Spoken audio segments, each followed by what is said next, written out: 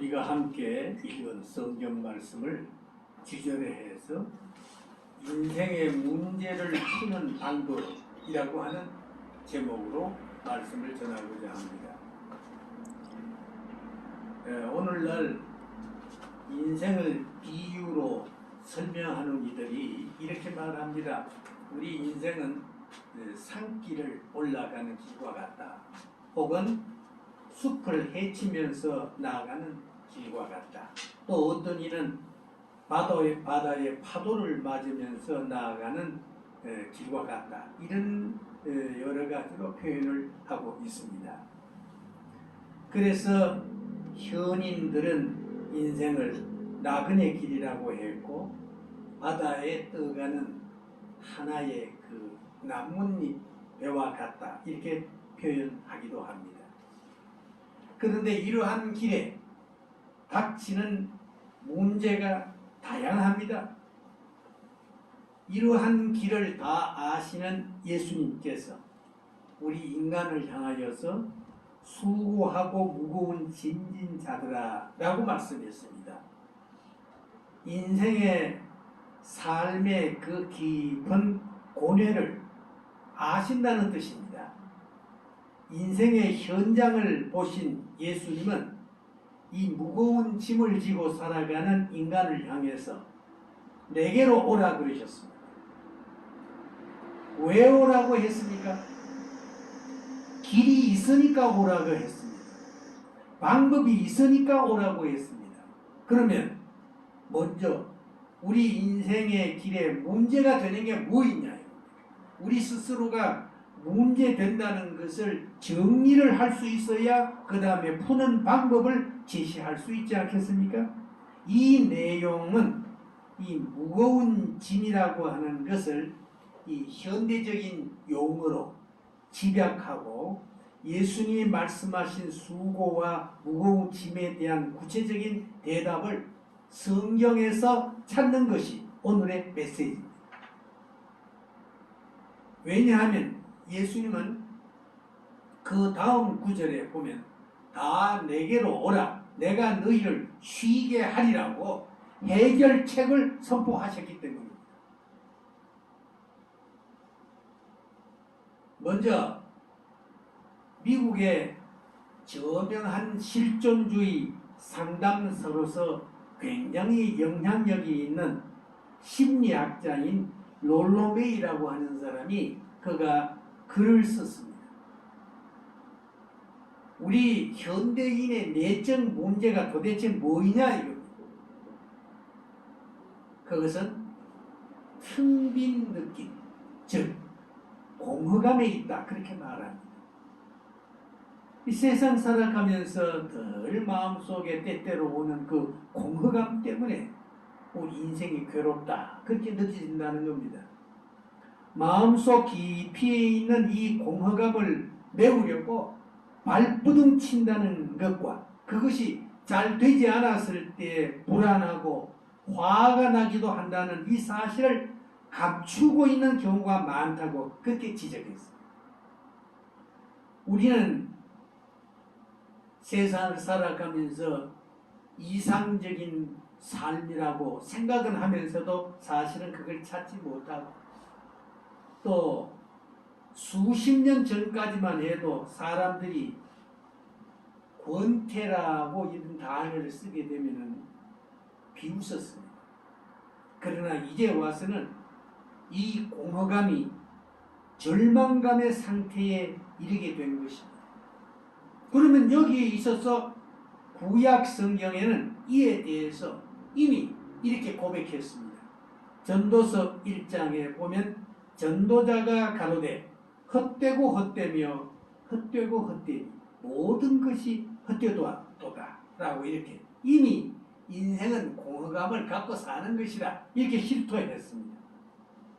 이사야 55장에 또 보니까 너희가 어찌하여 양식 아닌 것을 위하여 은을 달아주며 배부르게 못할 것을 위해서 수고하느냐 나를 청종하라 그리하면 너희가 좋은 것을 먹을 것이며 너희 마음이 기름진 것으로 즐거움을 얻으리라고 했습니다. 이 삶의 길을 가르쳐 주셨습니다. 인생의 공허감을 어떻게 해결하면 되는지를 이렇게 말씀해 주셨습니다. 성경은 이미 인생의 이 내적 공허감을 다 간파하고 양식 아닌 것을 위해서 왜 헛돈을 쓰느냐.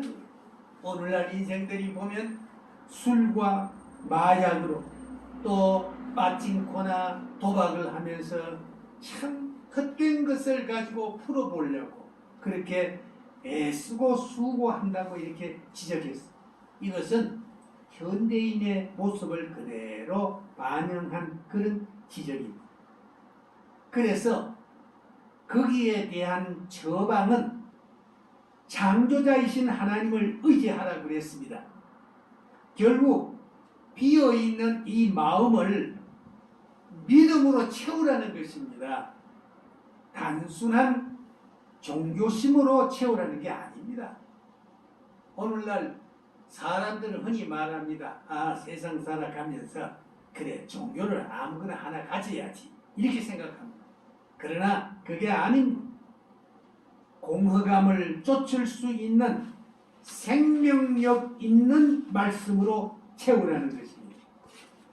그러면 무엇으로 이 공간을 채우느냐에 따라서 그 사람의 인생이 되고 그 사람의 역사가 됩니다. 성경에는 믿음으로 기초를 만들고 말씀으로 충만하도록 그렇게 권고했습니다. 이 믿음에 충만하게 되면 그 다음 따라오는 게 있는데 그게 기쁨이 충만해집니다. 그 다음 허전함이 채워집니다. 마음이 기름진 것으로 채움이 이루어집니다. 이것은 위로부터 오는 은혜가 아니면은 해결될 수 없는 그런 비법입니다. 예수님은 여기에 대해서 어떤 처방이 있었습니까? 그것이 바로 수가성 사마리아 여인의 그 인생을 180도로 바꾸어 놓은 것을 우리에게 보여주었습니다. 이것은 공허감의 해소 장면입니다. 이제 앞으로 이 사마리아 여인의 관계 요한복음 4장에 있는 말씀을 잘 숙고해 보십시오. 그 다음 두 번째 문제입니다. 생의 무의미성과 무목적성입니다. 대구 그 산하 목회 연구소장으로 있는 양견 박사님의 글이 있었는데 그를 요약하면 이런 말이 나옵니다. 동사무소에서 안내장이 왔습니다. 귀하가 만 65세가 되었으니 우대하여서 노인 복지 대상이 되었으니 지하철 차표, 교통 분담금이 지급됩니다. 라고 하면서 신청서를 써넣으라는 것이었습니다. 이것은 이제 나도 노인이구나 라는 현실감을 느끼는 순간입니다. 그와 동시에 인생에 대한 무의미성을 느끼는 순간입니다. 이것이 그 사람 그 그림입니다. 사실 사람들은 그냥 평범하게 지내버릴지 모르지만 당자는 그 느끼는 게 굉장히 다르다는 말이죠. 중년기에 대해서 어느 문인의 글 속에 보면 30대의 자살 충동을 느껴보지 않은 자는 바보이고 정말 자살하면 천치라 그렇게 말했습니다. 공자는 40이 불혹이라고 그렇게 말했죠. 심리학자들은 사실 유혹과 위기가 많은 40대라고 합니다. 그래서 위험한 40대 고개라고 부르고 있습니다. 그래서 남자의 40대를 제2사춘기라고도 말합니다. 여자의 40대는 여성으로서 아름다움의 퇴화, 정신적으로는 히스테리가 많고 우울증에 사로잡히기 쉬운 삶의 허무성을 느끼는 때라 그렇게 말했습니다. 삶에 대한 이 가치 결핍이 우리 현대인에게 음습해 오는 이 내적인 공허감 속에 허우적거리는 시대에 우리는 살고 있습니다. 현대인이 느끼는 이 삶의 무의미성을 느끼는 자가 55%나 된다고 그렇게 말합니다. 그래서 유명한 프랭클은 말하기를 모든 것을 포기할 때 마음의 평정이 온다. 그렇게 그는 외쳤어요. 그러면 자기의 마음을 변할 수 있다라고 말하는 이 프랭클대로 되면 정말 그렇게 됩니까? 정말 마음이 평정해집니까? 우리 그리스도인은 신앙적인 일에 정진하는 것이 인생의 모든 무거운 짐을 내려놓고 쉼을 얻게 되는 것을 배웁니다. 옛시대의 모범자였던 아브라함도 하나님에게 발탁돼서 운명이 바뀌었습니다. 그리고 삶의 방법이 바뀐 것을 우리는 잘 압니다. 그와 같이 지금은 예수님에게 발탁돼서 인생이 새롭게 변한 것을 많은 경험자들이 간증하고 있습니다. 인생의 과정 속에서 예수님은 우리를 지켜보시며 모든 생애에 관여하고 계신다는 것을 우리에게 약속해 주셨습니다. 그것을 보여주신 것이 바로 우리가 보는 성경 사복음의 인물들이었습니다. 그래서 사복음의 인물들을 자세히 연구하는 이유가 바로 거기에 있습니다. 거기에 역사의 한 장면으로 기록된 사람도 있었고 생애 전체의 모습을 기록한 사람도 있었습니다. 우리도 성경의 그 어떤 사람을 모델로 삼든지 인생의 의미를 분명하게 가지고 이렇게 살다가 죽겠다라고 하는 뚜렷한 목적성을 가진 인생을 살아야 할 것입니다. 그래서 예수님 곁에는 12 제자가 있었고 70인 제자가 있었고 조용히 헌신한 여인들도 있었던 것입니다. 이들은 목적성을 가진 그런 인생의 길을 찾았기에 자신의 일에 충실하다가 어떤 이는 순교로 인생의 끝을 맞이하기도 했습니다. 우리도 누구를 모델로 삼든지 예수님 주변의 그 인물을 선택해서 거기서 교훈을 얻어서 그 같은 길을 만들어 가야 합니다. 이것이 생의 무의미에서 탈출해서 인생의 무목적성, 즉 목적 없이 살아가는 그런 인생의 자리에서 탈피하는 비법입니다. 세 번째, 죽음에 대한 공포입니다. 인간이 공통적으로 가지는 이 죽음에 대한 감정을 퀴블러-로스라고 하는 학자가 이것을 잘 정리를 해 놓았습니다. 이 죽음에 당면하는 사람들이 마음에 어떤 감정을 느끼게 되느냐 하면은 맨 첫 번째 단계는 부인이 내가 왜 죽어?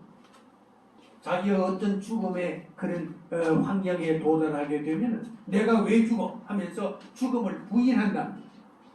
두 번째는 분노입니다. 내가 왜 죽어야 하느냐고 그만 화가 나서 그렇게 한답니다. 세 번째 단계는 흥정입니다.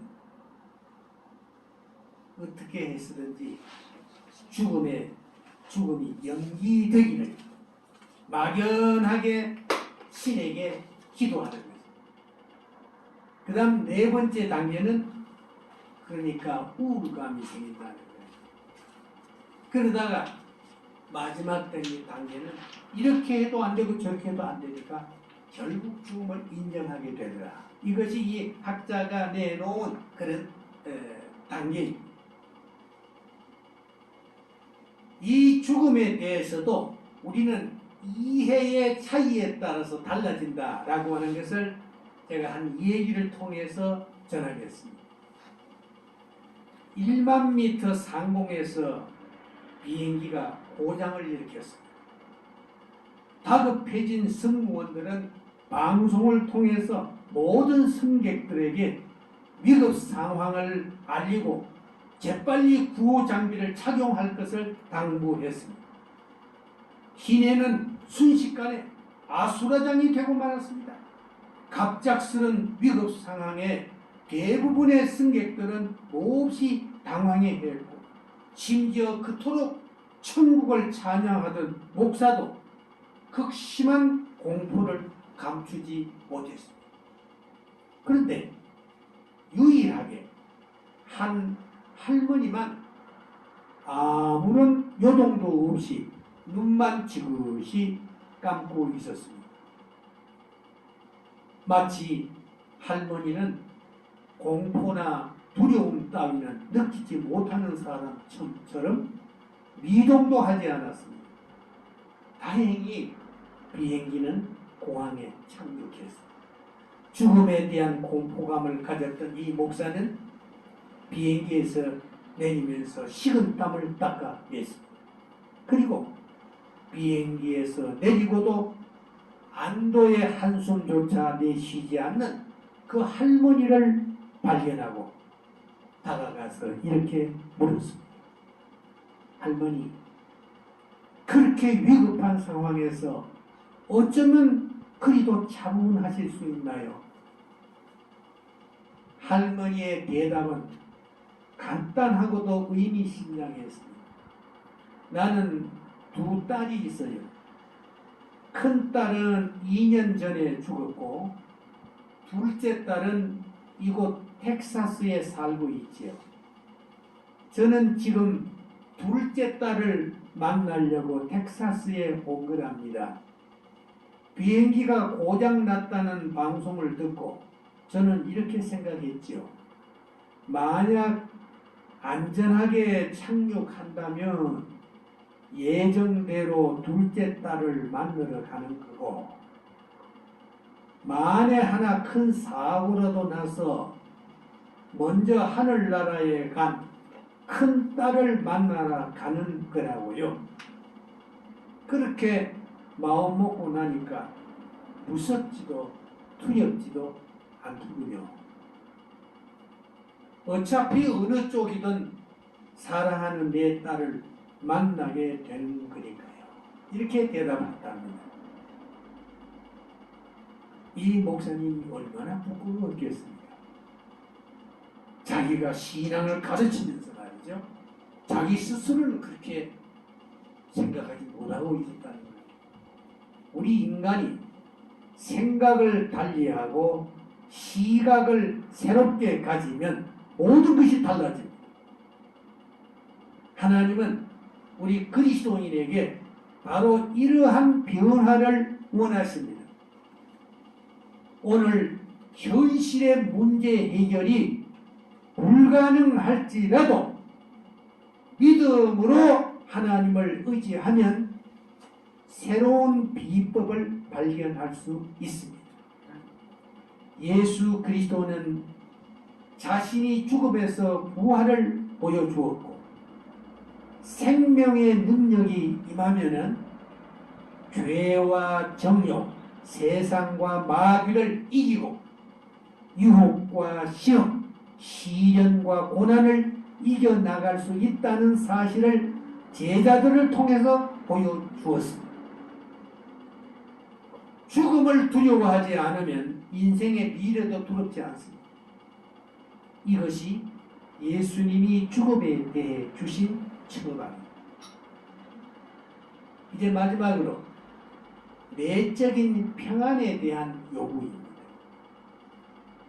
유명한 철학자인 칸트는 우리가 이 세상에 온 것은 평안하게 살기 위해서가 아니라 의무를 이행하기 위해서다. 그렇게 말을 했어요. 평안을 찾아다니면은 오히려 평안은 도망갑니다.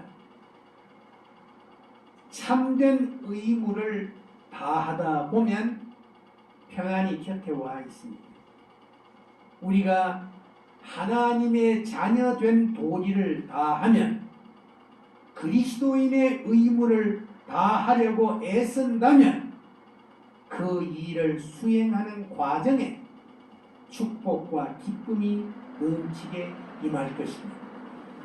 부활하신 제자들을 만나 주신 주님이 맨 처음 하신 인사가 무엇이죠? 너희가 평안하냐? 인간에게 가장 필요한 것은 평안입니다. 이것을 현대인들은 행복이라고 이름을 지었습니다. 예수님은 이미 약속해 주셨습니다. 평안을 너희에게 끼치노니 곧 나의 평안을 너희에게 주노라. 내가 너희에게 주는 것은 세상이 주는 것과 같이 아니하리니 너희는 마음에 근심하지도 말고 두려워하지도 말라 했어. 하늘의 뜻으로 만들어진 그 평안을 주신다고 했습니다.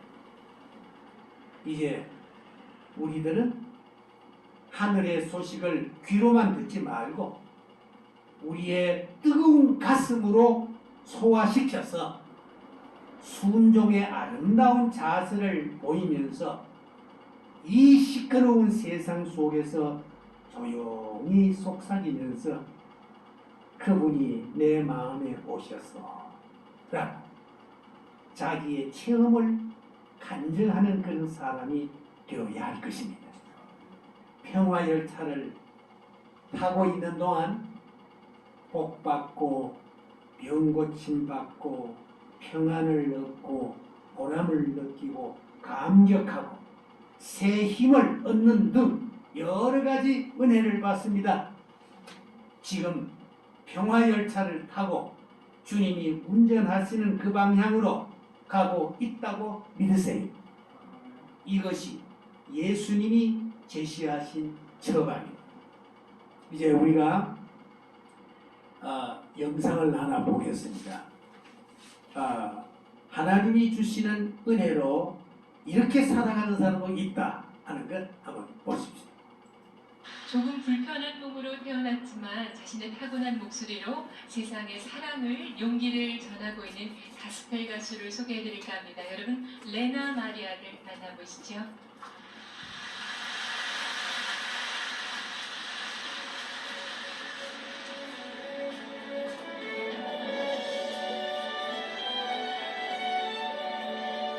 천상의 목소리로 온 세상에 사랑을 전하는 레나 마리아. 그녀는 1968년 스웨덴에서 두 팔이 없고 한쪽 다리가 짧은 중증 장애인으로 태어났다. 정상인과 똑같은 교육을 받게 한 부모의 도움으로 수영과 십자수, 피아노, 요리, 운전에 이르기까지 그녀는 못하는 것이 없다. 그녀는 세계대회에서 4개의 금메달을 땄고 음악을 전공한 후에는 가스펠 가수로 활동하기 시작했다. 꾸준히 노력해서 장애를 극복하고 정상인과 다름없이 많은 일들을 해내고 있는 그녀의 모습은 보는 이로 하여금 숙연한 마음마저 느끼게 한다. 모든 사람은 동등한 가치를 태어났다고 말하는 그녀의 아름다운 노래를 들어보겠습니다. Thank you very much. I sing because I'm so thankful for what life has given me. And I believe that all of us people are very precious. I believe that God has created each one of us for a special purpose and for a special reason. And all of us are different. Maybe sometimes we miss things in life. Sometimes we don't have everything. I don't have any arms, but I have a voice that I can sing with. And it doesn't matter, even if you don't have money, or even if you don't have knowledge, or even if you don't have a perfect body, you still have something that is important for the people around you.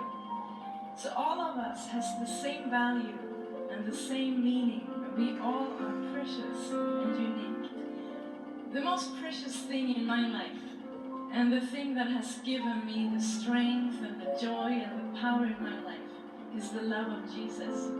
And in the next song, I would like to sing about His grace and His love for us. It may be one of the most famous songs in the world, the song Amazing Grace. My